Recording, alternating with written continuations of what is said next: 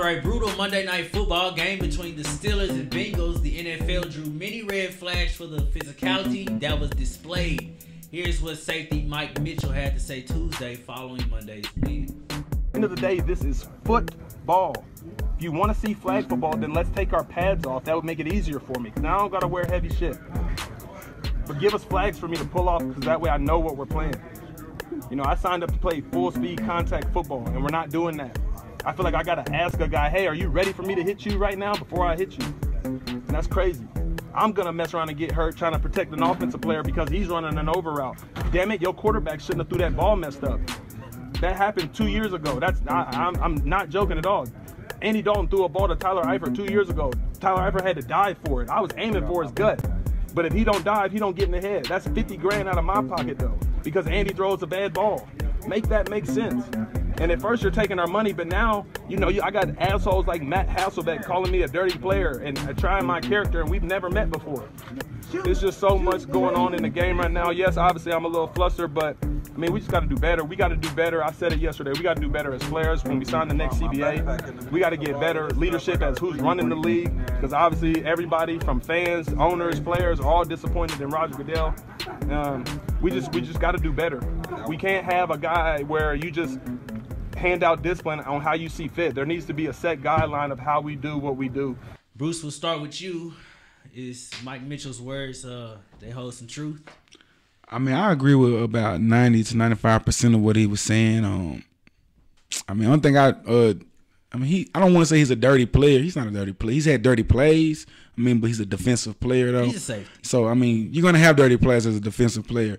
But overall, he's telling the truth from the players and the owners having issues with Goodell. We don't know where to hit players anymore.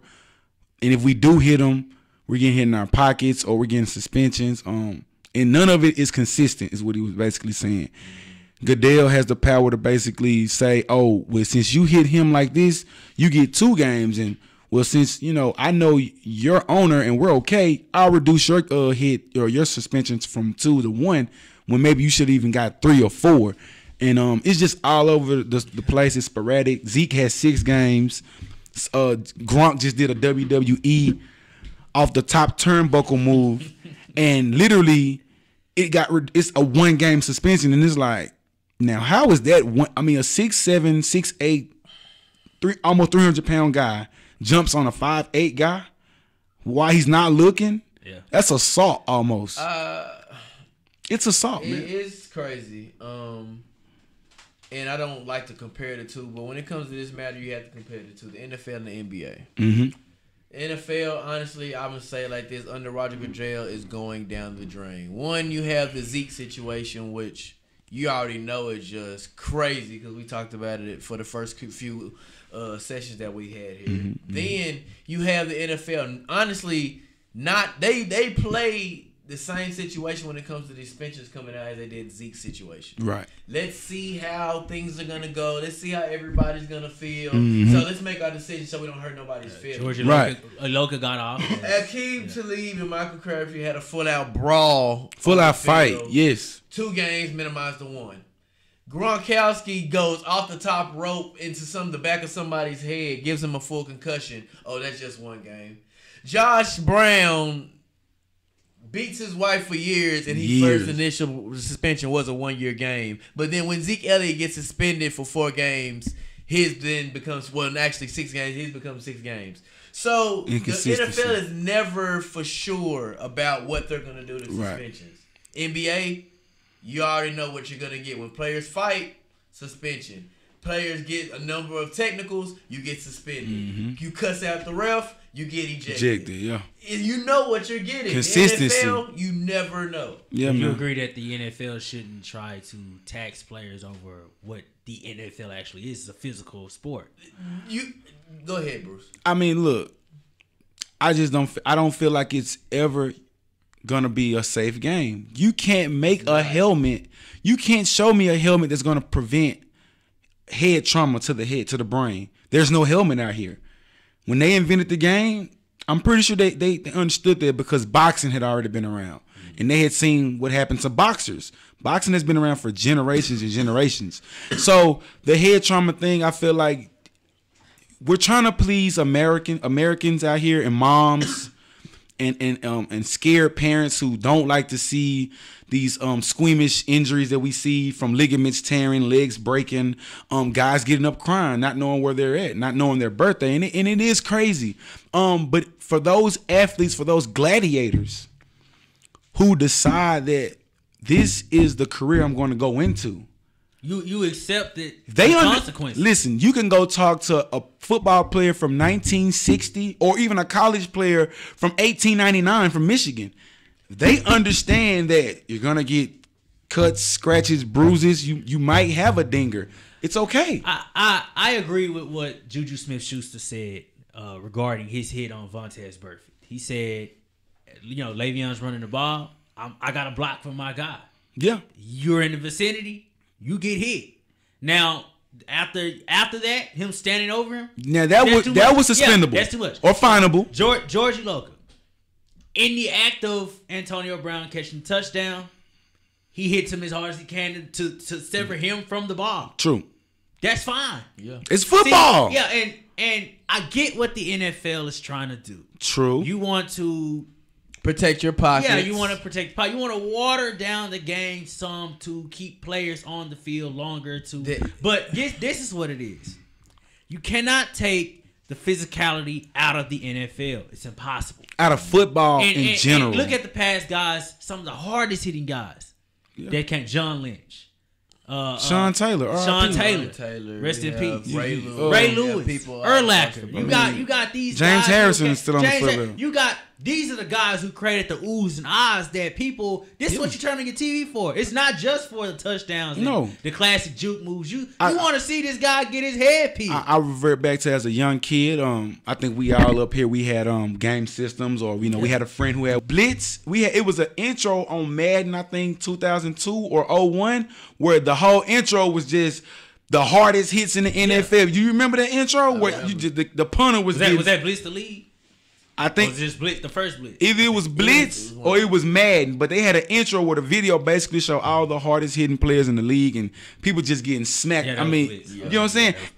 But we loved that as kids. As a kid, playing for little league, middle school, I knew that a crackback block could happen, and that's what the instinct of a football player. You're a gladiator. Basketball players, when they're going to the hole, what do? They anticipate the hit and they try to go for and one. And because what happens in the game of football, and we're all former athletes ourselves, you are imposing your will to the team on the other side of the ball. You have to know that. They have to know that I will hit you in the mouth. I will whoop you down. But one thing we play gotta for understand, play. Blitz is a game. If you hit somebody in blitz in real life, you're probably gonna. Now the reason why blitz became a game because NFL players were actually on the field. Ronnie Lott was out there. Darren Woodson, Roy Williams. We had a hard hitting safety in the Metro Police. We saw Roy Williams break Emmitt Smith's shoulder.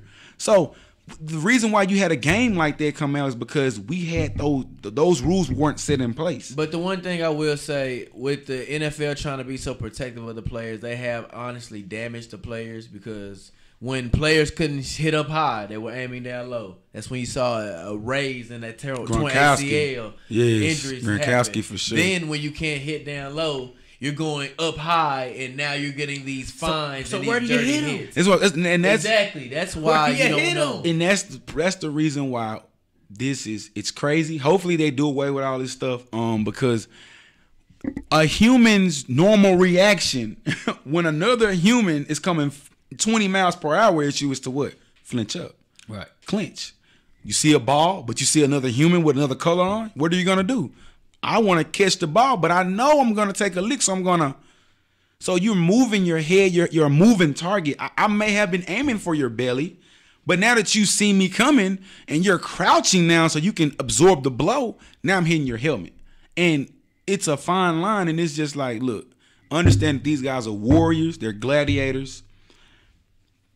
They knew and they understand that it's a small percentage of people who get to play NFL football, and I think that you can ask an old football player who, even if the guy did die, and RIP to any football player who died of a horrible death, brain trauma, couldn't talk to anyone. I mean, it's sad, but at the same time, I guarantee you, none of those football players would trade any of their football moments. They would not trade a practice, and injury. As I none said, of it. From the time when each one of these football players, including us at one point, put on your first set of pads, right? You knew. And the first time you went head up, you knew that guy, your teammate who hit hard. You knew. Practice, you knew as this is how it's gonna be for X amount of years until I take this off. Until I say, hey. Or something along that line. I'm quitting. These players, they have accepted. Mike Mitchell has accepted the consequences that the game of football brings. These players tear ACLs, they do. MCLs, break legs, wrists, collarbone, and come back. They do. The NFL isn't stopping that. It's not. And this is the whole. I think basically kind of what players are more frustrated about is, even towards the owners. You guys don't care about us, honestly. You guys really don't care. There will be an NFL lockout. I feel it. Whenever it comes back up, I think the extension did go through. Yeah. So it will be a little while from now, but for sure, man. These past 2 years, the NFL shown that, hey, we don't really care about the players. We care about the opinion of the land and the people who make the money and buy the product and watch the product. If they're unhappy, then we have to do something to make them happy. Please them. And they're not pleasing the players. And that's where the NBA and the NFL differ, because those guys in the NBA, they have a leadership. They care for one another. They're trying to make the most money for each player. They're not letting the owners or the coaches or dictate what's going on in the future. Guys, we hope that you enjoyed this episode of Spot On Sports. Comment, rate, subscribe, or drop us a like. Us three, we would definitely appreciate that. This is Brandon Walker. That's Bruce T. I'm Tony Monk, and this is Spot On Sports, giving you the most accurate and definite information for all your sports needs. And we'll see you guys next time.